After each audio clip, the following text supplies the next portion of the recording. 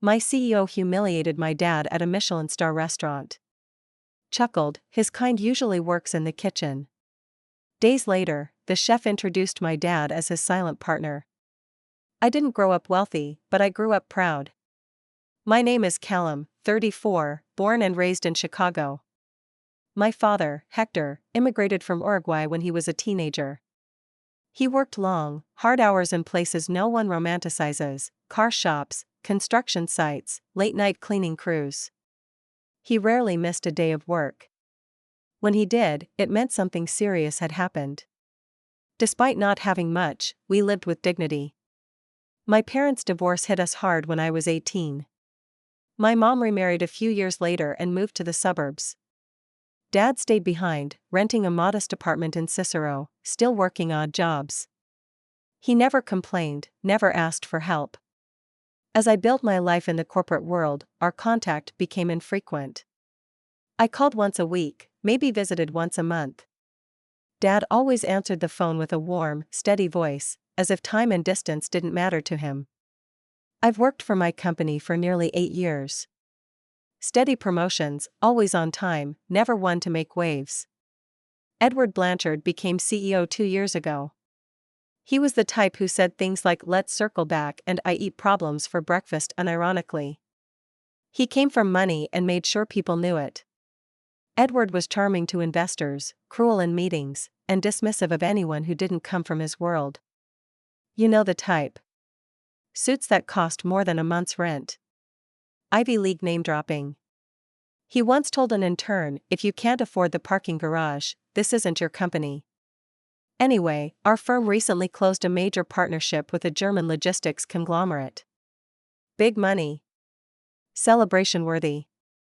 So, Edward planned a dinner at Oriole, a 2-star Michelin restaurant tucked into a side street of the West Loop. Invitations were sent to senior staff and their plus ones. I don't have a partner at the moment. So, somewhat impulsively, I invited my dad. "Are you sure, Mijo?" he asked, cautiously. "Yeah. Why not? You've always supported me. It's one dinner." He hesitated but agreed. I knew it wasn't his kind of scene, but he got a haircut, bought a blazer, and even shined his shoes. He asked me to pick him up a little early so he wouldn't be late. When I arrived, he was standing outside his building, looking both nervous and proud. On the ride over, he asked if there would be music. I told him probably not. He chuckled and said, "Fancy places never have music. They want you to hear the silverware clink." We arrived, and the staff led us to the private dining room. Everyone else had brought polished spouses or glamorous partners. Dad stood out, his presence not because of his clothes or demeanor, but because of his simplicity. He looked like a man who didn't belong, but also didn't care to. Then Edward walked in. He gave nods to people like royalty descending into a crowd. When he got to us, I introduced him to my father. "This is my dad, Hector." Edward paused, sizing him up. Then he leaned in and said, just loud enough for me to hear, "Bold choice. He usually works in the kitchen." I froze. My jaw clenched. My dad, thankfully, or maybe intentionally, didn't react. The rest of the dinner was agony. I sat quietly while others made small talk about their wine cellars, vacation homes in Vermont, and boutique dog food subscriptions. My dad ate with grace and attention. He complimented the food, even asked a few questions about how certain flavors came together. The chef came out at one point, but we didn't get introduced. On the way home, I expected Dad to bring it up. Maybe ask if he looked out of place. Maybe he was embarrassed. But he didn't. Instead, he said, "Nice food. But that guy, your boss, he doesn't look like someone who's worked a hard day in his life." I said nothing. I couldn't shake the shame I felt, for letting that moment happen, for not defending him, for being so focused on fitting in that I didn't call out what needed to be called out. 3 days later, I got a call. "Are you free tomorrow night?" my dad asked. Sure. Why?" "I want to take you out. You can bring your boss, too, if you want." I got a table at Le Jardin. Le Jardin was new. It had opened only a few months earlier, but it already had people talking, high-end French-Latin fusion with a 3-month waitlist. Getting a table there was like winning the restaurant lottery. I was skeptical. Are you sure you got in? I'm sure. Against all logic, I invited Edward. I told him my dad had invited us to dinner as a thank you. He agreed, somewhat mockingly. What's the place called? La Jardin? It's French. Le Jardin. Of course it is. The next evening, we walked into Le Jardin. The hostess greeted my dad like an old friend. Waiter smiled and nodded at him. Patrons waved. Edward looked genuinely confused. What is this place? Your dad a regular or something? Dad shrugged. I know the chef. We were led to a private dining section where we had a full view of the open kitchen. Dishes started coming out. Each one was more impressive than the last. Edward asked a few snide questions about wine pairings, clearly trying to seem above it all, but even he couldn't deny the food was out of this world. Then the chef came out. He was tall, in his 50s, with sharp features and a salt and pepper beard. His name was Matteo.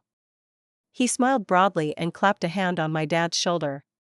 Friends, thank you for dining with us tonight, he said to the table. Before dessert, I want to introduce someone important. This man, Hector, is not only my friend but the silent partner who made this restaurant possible. Without his trust, this place would still be a dream. I looked at my dad. Calm, smiling. Then at Edward. His mouth opened slightly. No smirk. No comment. He just nodded, finally silent. My dad leaned toward me. Quietly said, sometimes, you don't need to say anything to be heard. The silence at the table was heavier than any awkward moment I'd ever endured in the office. For once, Edward didn't have something slick or smug to say. He just sat there, fork halfway to his mouth, pretending to examine the plating on the next course. I watched him, trying to read the expression on his face. Was it an embarrassment? Confusion? A bruised ego? Maybe all three. I didn't feel vindictive, but I won't lie, it felt like justice in slow motion. My dad kept it all very casual, like it was just any other Wednesday night dinner. When the chef left our table, he turned back to me and said, the short ribs will be next. Matteo has been working on them all week. Then he leaned over slightly toward Edward, not confrontational, just polite. You'll like them. They're not complicated, but they've got soul. Edward nodded slowly. I'm sure they're excellent. It was the first time I'd ever heard his voice without condescension. He wasn't in charge here, and he knew it. For all the talk in our industry about power and presence, all it took was one truth, a single, undeniable fact, to upend the entire dynamic. Hector was the man behind one of the most buzzed-about restaurants in Chicago, and Edward was just a guest at his table. The rest of the meal passed mostly in silence, the kind that only real tension can create. I didn't try to fill it. For once, I let the quiet say everything. After dessert, a molten chocolate tart with dulce de leche drizzle and some kind of floral note I still can't name, Edward stood up, shook my father's hand and said, "Thank you for the invitation." The meal was exceptional. My dad smiled, warm and genuine. Glad you enjoyed it. He left right after. No smarmy remarks, no passive-aggressive jokes. Just gone. I sat there a little longer with Dad.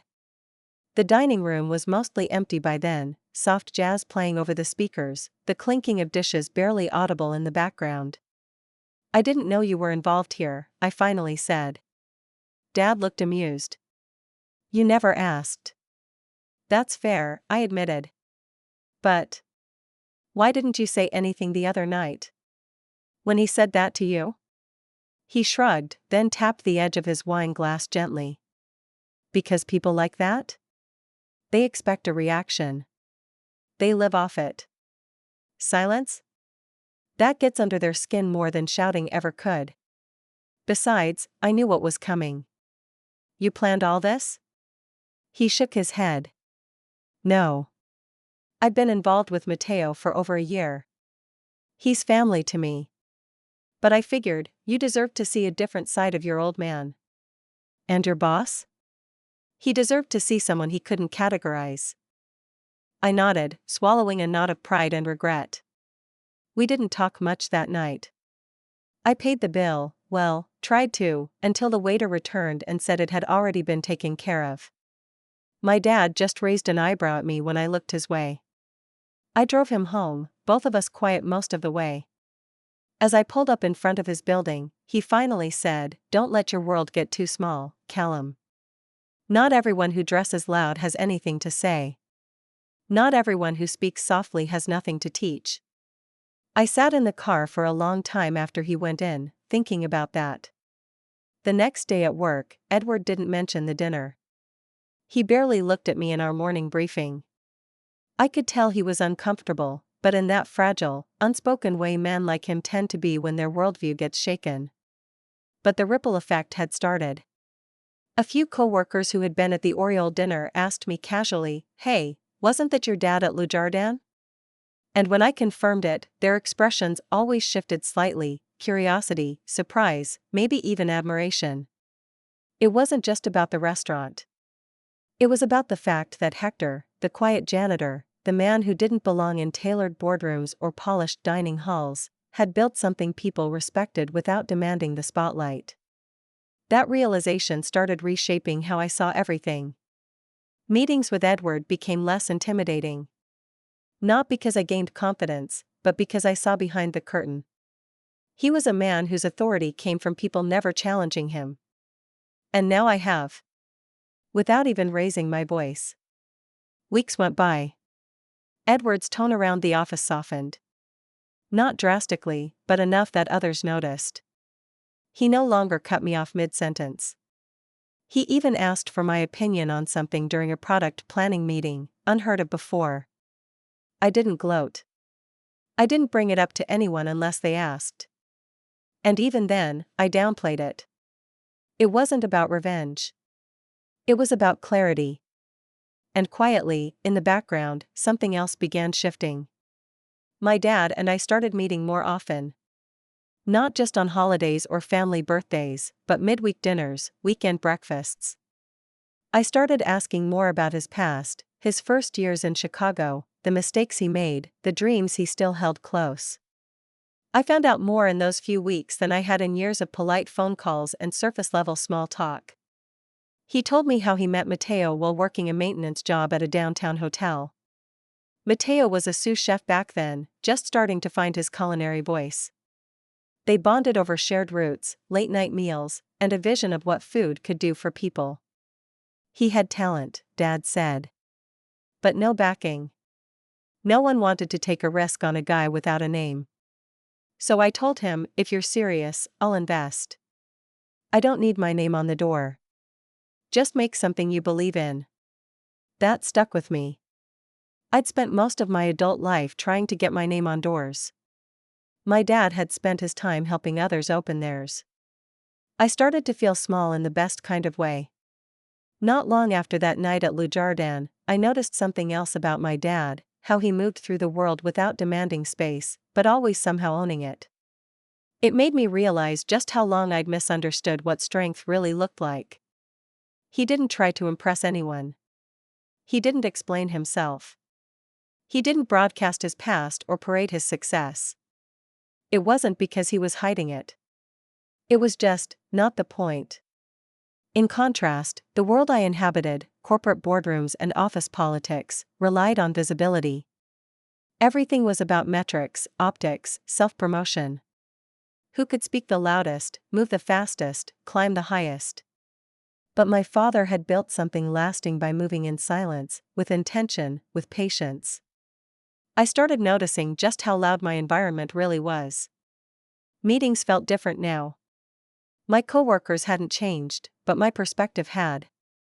Before, I'd sit through presentations and updates trying to keep pace with the high performers, nodding along, worrying about how I'd be perceived. Now, I listened differently. I spoke less. And when I did speak, it was with more clarity. More focus. I didn't parrot buzzwords or nod just to agree. I didn't need to anymore. That change didn't go unnoticed. One afternoon, a junior associate named Felix pulled me aside in the break room. "Hey, Callum," he said, awkwardly. "Mind if I ask you something?" "Sure. Did your dad really help open Le Jardin?" I hesitated, then nodded. "Yeah. He's one of the original investors." Felix smiled, looking almost relieved. That's badass." It wasn't the kind of word anyone had ever used to describe my dad before, not to me, anyway. But I liked hearing it. Word about my father spread in small circles. Not in a tabloid way, but as a quiet bit of intrigue. More than one colleague asked to go there and wondered if I could help get a table. I didn't offer. Not out of pettiness, just out of respect. I wasn't about to turn my dad's accomplishment into office clout. Edward, for his part, seemed to want to pretend the whole thing had never happened. He didn't apologize. He didn't mention it again. But his demeanor around me shifted, and so did the way he interacted with others. He became more measured, less smug. Still sharp, still a bit detached, but no longer quite so invincible. A few weeks after the Le Jardin dinner, he actually asked me to lead a presentation with our European partners. Normally, he'd commandeer those calls himself. But he deferred. "You've got the better handle on the data," he said, almost begrudgingly. "Take the lead." It wasn't flattery. But it was a crack in the armor. Meanwhile, things with my dad were peaceful. Steady. We started falling into a rhythm: Sunday mornings at a diner in Berwyn, Tuesday check-ins by phone, the occasional dinner at Mateo's second spot, a more casual joint in Pilsen. Not many words, but enough. He never gloated.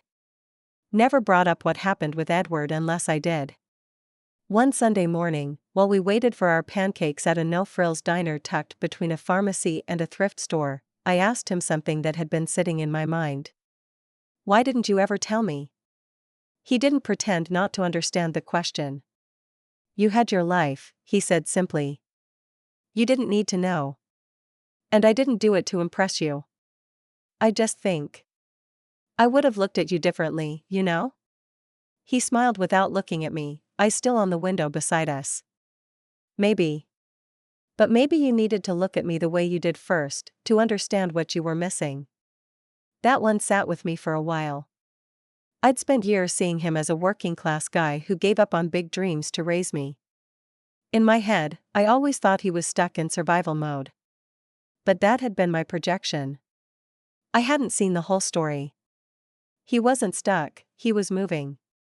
Just at a pace I didn't recognize. The more we talked, the more I realized how much I'd misunderstood not just him, but what success could look like. He didn't want recognition. He wanted impact. Mateo's restaurant wasn't an investment portfolio, it was a belief, a collaboration, a bet on someone's potential. And now I was seeing him as he really was, not just my dad, but a man who'd navigated life on his own terms. It was a strange shift, but a powerful one. I started asking more questions.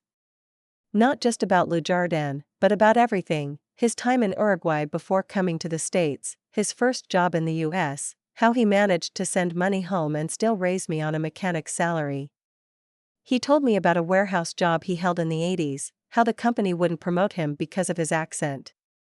So he worked nights teaching himself English from a second-hand cassette course and used flashcards he stuck to the bathroom mirror. It took him 2 years to get promoted. He never told anyone. He said it like it was nothing. Like it was just what needed to be done. And that made it feel even more extraordinary. More than once I found myself looking at my dad, at the calloused hands that had built other men's dreams, the quiet eyes that had seen hardship I'd never have to, and realizing just how deep his story really went. I'd always thought of myself as a man who had made it. Good job, decent apartment, a growing 401k. But now, I saw that my foundation, the reason I even had a shot, was him. I'd stood on his shoulders without even realizing it. And now, I wanted to make sure he knew that I finally saw it. All of it. We didn't talk about Edward again for a long time. Not because we were avoiding it. It just wasn't the point anymore. But that moment, that dinner, that reveal in front of the very man who had tried to belittle him, that lived in my memory like a tiny, perfect revolution. Not long after that last conversation with my dad, I found myself thinking less about work, less about Edward, and more about who I had become over the last few years. The version of me that sat comfortably in suits, who could navigate corporate dinners with ease, who knew exactly what to say and when to say it, that version was real, yes. But it had been built on a foundation I'd never truly acknowledged. Until now. And that acknowledgement started changing the way I moved through life. For one, I stopped keeping my world so separate. Before, there was home and work, family and colleagues. It always felt like I had to keep them from bumping into each other, like some quiet part of me worried the two wouldn't mix well. That if I brought too much of my dad into my professional life, it would expose a part of me I'd tried to outgrow. But I didn't feel that way anymore. At the next team dinner, one much more casual than the Michelin night, I found myself telling a story about how my dad used to fix broken toasters from the alley and give them to neighbors when he couldn't afford gifts. People laughed. Not at him, but with the kind of warmth that only comes when someone's humanity hits you square in the chest. And for the first time, I didn't edit the story. I didn't try to make it neater or more presentable. I just told it how I remembered it. Afterward, a colleague pulled me aside and said, "Your dad sounds like someone I wish I'd known growing up." I smiled. Me too, I said. Took me a while to really get to know him. At home, my visits to Cicero became more regular. We weren't doing anything fancy, just catching up, watching soccer games, sitting on the porch with black coffee and old bread from the panaderia down the street. One night, he asked me if I ever thought about doing something else. Like what? I asked. He shrugged. Have you ever thought about starting something of your own? I let the idea hang in the air. The truth was, I had thought about it many times. But I'd always talked myself out of it. Too risky. Too uncertain. Too many moving parts. Still, hearing it from him gave the idea weight it hadn't had before. You didn't play it safe with Matteo, I said. That wasn't playing. That was believing. It was such a simple answer, but it rang louder than anything I'd heard in a boardroom pitch. That night, I found myself sketching out ideas in a notebook I hadn't touched since college. It wasn't a business plan, not really, but it was the first time in a long while that I let myself imagine a different life. One where I wasn't chasing promotions, but building something that felt like mine. A few weeks later, Matteo invited both of us to a soft opening of his next project, a small bistro in Logan Square with a focus on heritage cuisine. The kind of place where every dish told a story. The space was small but inviting. Exposed brick, reclaimed wood tables, old photos from Uruguay, Argentina, and Chile lining the walls. I watched my dad walk through that room like he was stepping into another one of his quiet victories. No fanfare, no need to point anything out. Just calm pride. He introduced me to a few of the younger chefs in the kitchen, all of whom clearly admired him. One even said, "We call him Tio Hector around here." I was standing next to a man who'd spent most of my life being invisible to others, and now he was the backbone of a place filled with creativity, vision, and respect. And somehow, none of that had changed how he carried himself. Still the same jeans, still the same slow, thoughtful nods, still the same habit of checking his watch even when he had nowhere to be. I thought about how Edward would never see a space like this, not really. Not understand what it took to build it from nothing. His world was about optics. My dad's was about substance. A few days after that, I got an email from HR. Apparently, Edward had requested feedback on team dynamics, and my name had come up, multiple times, as someone who could be considered for a leadership role. I stared at the screen for a while. It felt like validation, sure. But I didn't feel the same rush I used to. I wasn't thinking about title changes or office upgrades. I was thinking about what leadership really meant. And weirdly, I kept picturing my dad. The quiet way he listened. The way he deferred praise and passed it along to others. The way he never let someone's surface presentation fool him into thinking they had depth. I ended up meeting with Edward later that week. The conversation was formal, as expected. He complimented my recent work, said the usual things about emerging talent, cross-functional leadership, and a strong strategic mind. But beneath all of that, there was something different in his tone. A hesitation, maybe. Or respect. Or just an acknowledgement that the hierarchy had shifted, and he could feel it even if he couldn't name it. "You've been steady," he said near the end. "That matters more than people think." "Thanks," I replied. But I learned that from someone who never had to say it out loud. He didn't ask who. I didn't offer. It wasn't for him to know. That night, I called my dad and told him I'd be taking a few days off work. No real reason, just wanted to spend time together. He didn't make it a big deal. Just asked if I'd be free for lunch and if I could help him move some shelves in his apartment.